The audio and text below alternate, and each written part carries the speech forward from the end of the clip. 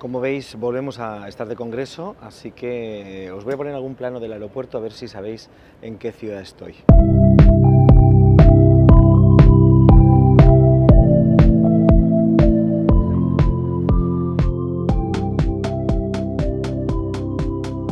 Pues sí, estoy en Barcelona y ahora nos vamos para el Congreso de la Clínica Dexeus, el 46º Congreso de la Clínica Dexeus, un congreso ya que tiene una entidad importante. Vamos para la Fira Barcelona.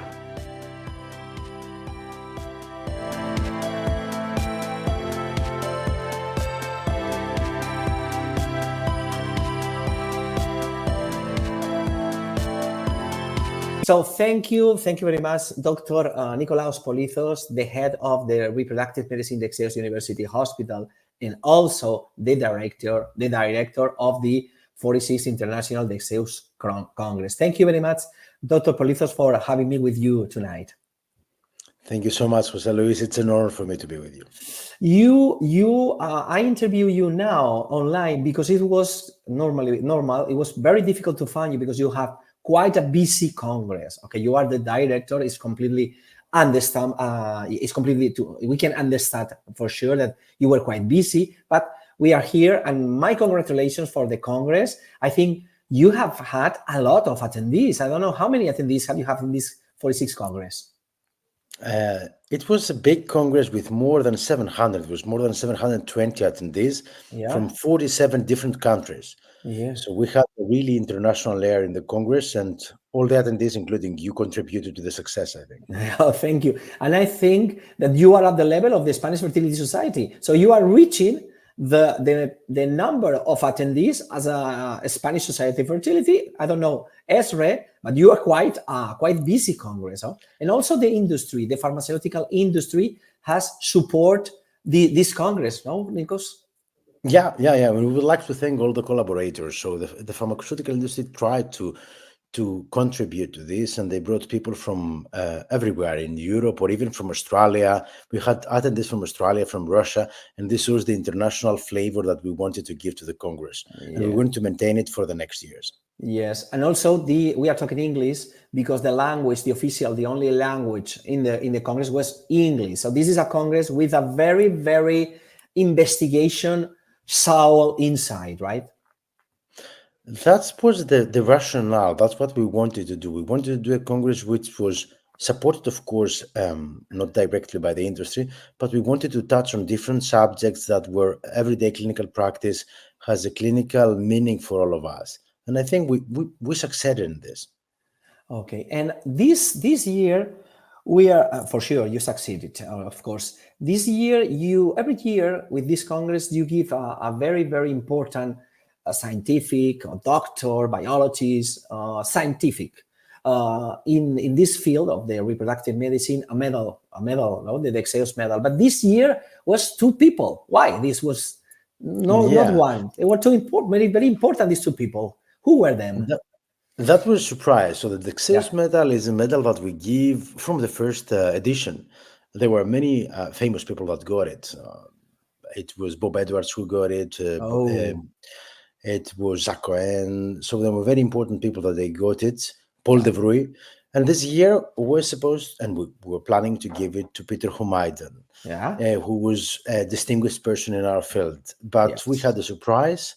And the founder of the Dexeus, so one of the founders, which is Pedro Barri, received it as a surprise, the medal for him. It was something not expected, and he deserved it totally because we're here, many of us, because of Pedro.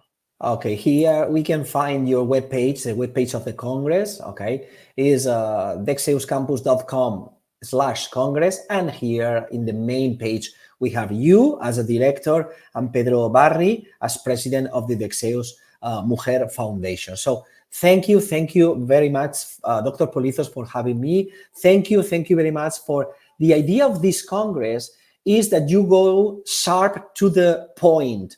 So the idea is that people like me, that they are not publishing as many papers as you are, but we are in the field, we are seeing patients, and for us it's very, very helpful. We come after the Congress with a background that we didn't have before. So it's very, very important for also the doctors that improve our knowledge thanks to Congress like you. Thank you very much, Dr. Polizos, and see you next Congress, the 47 in Barcelona in 2 years, right? In 2 years, we will do the 47th Congress, but maybe we can have a surprise with something smaller next year. Oh, good news. This is a very important news. We will be there for sure. Thank you very much, Dr. Polizos, and we continue with all the speakers on the Congress and all the knowledge that they are sharing with us. Thank you very much for letting us be in this important Congress. Thank you. Thank you so much for being. It was an honor to have you.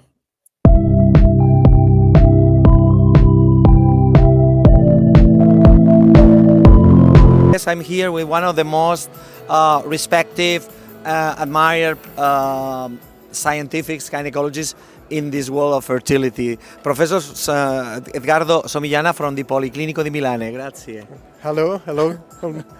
He has talked about endometriosis aspect in our treatments, and I would like to ask you about endometriosis. A lady who has endometriosis, she is watching this channel, and she's thinking about maybe fertility preservation. What do you think about it? What can you tell her? Well, endometriosis, we have in our hands several tools, several possibilities to help patients, from surgery, medical treatment, IVF, and oocyte cryopreservation may be one of these options, but it has to be evaluated within a comprehensive approach. Also because, in general, when we talk about oocytes cryopreservation, there is the tendency to convey a wrong message. There is to say, I have babies in the fridge. It's not babies in the fridge, it's just an opportunity, but you have really to think more widely to the problem, and so it's just one option we must consider it, but it's not the solution. We have to be more wide in our approach to the problem. We cannot assure you're not going to be pregnant for sure, but you have to consider. So it's important thing to be considered, but not promise that you're going to have the baby at home, right? Yeah, it's not the way to deal with the problem. Okay. So, thank you very much, Profesor Somillana, fantastic. Y Ciao. seguimos en el Congreso Dexeus en Barcelona. Muchas gracias, doctor. Gracias a te. Hola, seguimos en el Simposio Dexeus, fantástico. Tenemos maravillosos ponentes y ahora estoy con la doctora Biljana Popovic excuse me, the name is? Biljana Popovic Todorovic. I'm a From Belgrade, gynecologist. de Belgrado. She's a gynecologist, and she has talked about low variant reserve or response patients, and I want to ask you one simple question, una cuestión muy sencilla. ¿Significa que antimuleriana baja, tienes la antimuleriana baja, significa que tienes peor calidad ovárica? You have a low variant reserve. That means that your quality of the eggs is worse? No, if you have low AMH, it means that you have the low ovarian reserve, you have fewer antral follicles, but the prognosis depends on your age. So, for example, if a patient is a woman of 30 years old and she has 4 or 5 antral follicles and an AMH of 0.8 nanogram per ml, yes, she has an ovarian reserve, but her prognosis to be pregnant is much higher than if a patient is 42 years old with 10 antral follicles and an AMH of 1.8, for example. So AMH is something that tells you, which is actually, it's a hormone that we measure, which is proportional to the number of antral. Antral means the small follicles present in the ovary when the woman comes during the period. So it doesn't tell you about the quality. Quality is determined by age. Okay, so it's very important message here. The antimulerian means the material you can work with at the end. If you want to put it that way, so yes. It's very easy, very simple way, but I think you are going to have more or less material. But the material depends extremely on the age. Yes. And other factors, endometriosis, whatever, but the age is more important. The age determines the quality of the egg. That's correct. So thank you very much, doctor, and muchas gracias. Y seguimos en el Simposio Dexeus. I'm very, very grateful. Thank you very much. You're Thanks. very welcome.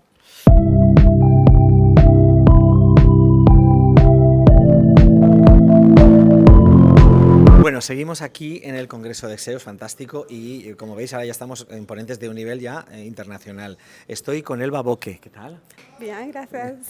Ella es bióloga de formación, especialista en genética biomolecular, ¿no? Biomolecular genetics or something like that. Molecular biology and genetics. Sí.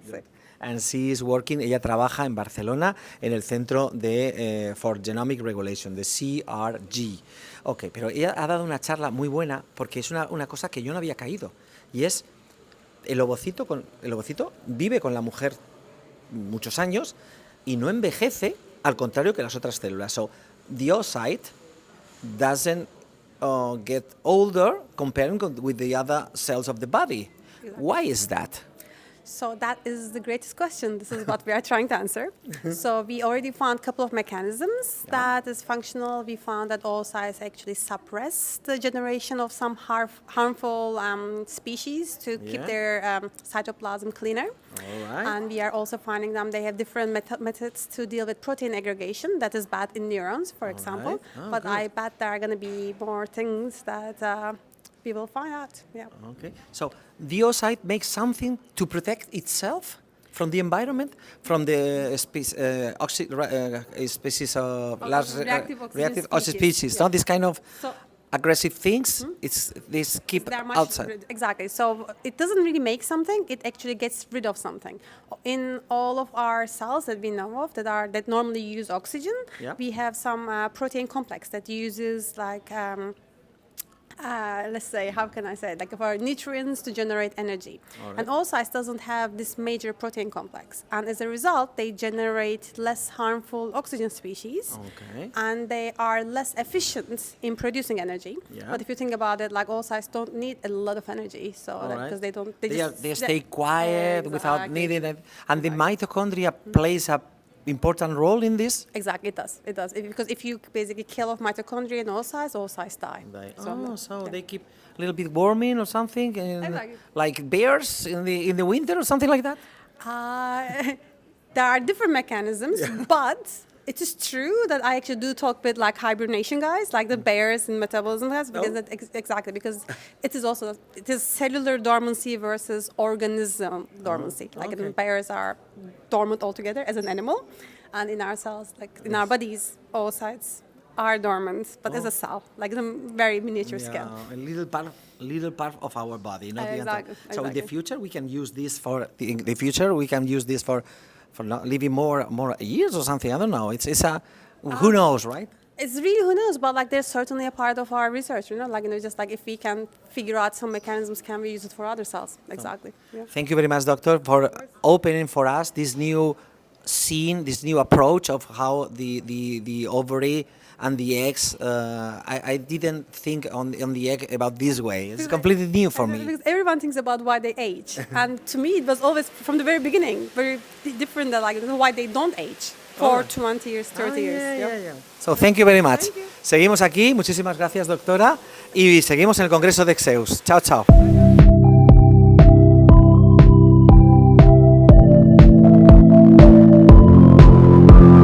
Es una cosa maravillosa, pero maravillosa. Dentro de los distintos ponentes las charlas que hay, todas excelentes, por supuesto, hay gente ya a nivel más no se puede, pues uno de ellos es el famosísimo en nuestro ámbito, el doctor Lamarca. Todos hemos leído artículos de él a porrillo, publica muchísimo, pero es que él ha hablado de el uso de la progesterona para inhibir el pico prematuro del LH. Lo que usamos, el protocolo estándar que usamos en la preservación de los ovocitos, cuando venís a congelar ovocitos o cuando tenemos pacientes que es seguro que va a haber una alta respuesta y queremos evitar la hiperestimulación, pues en vez de daros como hacíamos ante los antagonistas, os damos progesterona vía oral. Nosotros pues, usamos progesterona natural o el acetato de medroxiprogesterona. Pues el doctor Lamarca ha citado un artículo donde se compara si los ovocitos, los embriones generados a través de este protocolo, el protocolo de la progesterona oral, que evita un pinchazo, por cierto, comparados con los ovocitos o los embriones generados con el protocolo estándar de los antagonistas de la GnRH, los embriones analizados sí tenían la misma tasa de euploidía. La euploidía es el estudio cromosómico del embrión a través del diagnóstico genético preimplantacional, donde se ve si cromosómicamente los embriones están bien y, por supuesto, el resultado es que es absolutamente comparable. ¿Y sabéis quién firmaba ese artículo La doctora Vidal, nuestra doctora Vidal. Es decir, que el doctor Lamarca ha citado un artículo publicado por Mar. Mar antes trabajaba en Dexeus, es un artículo que ella creó estando en Dexeus y se ha publicado recientemente, pero da igual, es nuestra compañera, además de Dexeus, que es un centro de aquí que adoramos. Así que ha sido estupendo.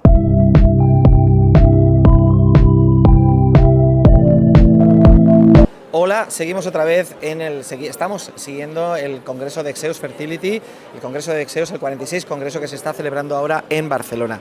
Y tengo el placer, ha sido impresionante la charla que nos ha dado Paulina. I will say your surname. Hello, Paulina, how are you doing? Hi, Paulina Damdimopoulos. Okay, it's better you tell us. Okay, she has told us, ella nos ha hablado sobre tóxicos ambientales y la salud de las personas, o sea, about environmental toxics and human health. Okay, so this channel is oriented to people that they are trying to conceive or they are already pregnant. So I would like you to tell them 3 advices to decrease the level of exposure that we are to this kind of toxics. 3 things you can tell them.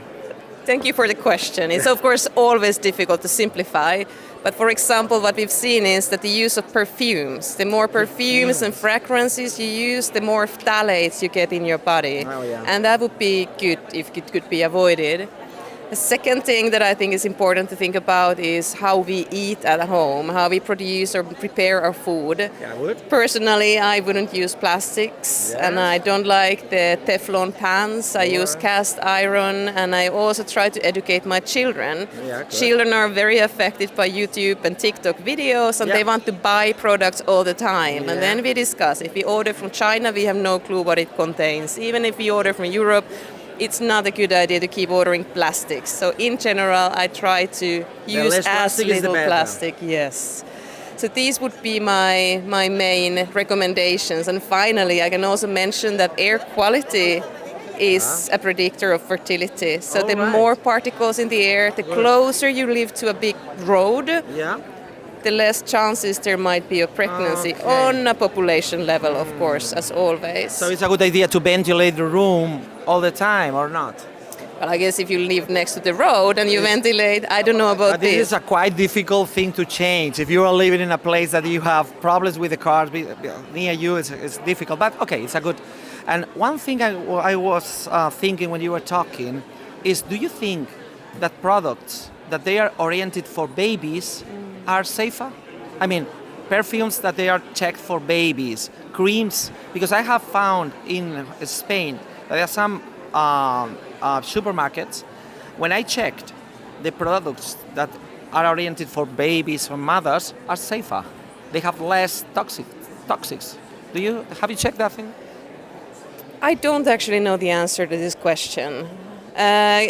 Cosmetics contain a lot of different chemicals, and how to find out the components, really, I don't know. So I remain a bit skeptical personally. Yeah, I think it's always safer, but of course we need certain products. I like deodorant because that makes my quality of life much higher, and I'm sure babies will need some creams as well to have a good skin. So being always aware and restrictive and thinking about it. Maybe you don't need to have fragrance diapers for your baby, for example. Okay, you not can always necessary. think less is more. Yeah, That's good. what I would live by. So, muchas gracias. Thank you very much, Paulina. It's been a pleasure. This is going to be a good recommendation for all our patients. And we continue, seguimos en el Congreso de Dexeus. Hasta luego, and thank you very much. Bye, thank you.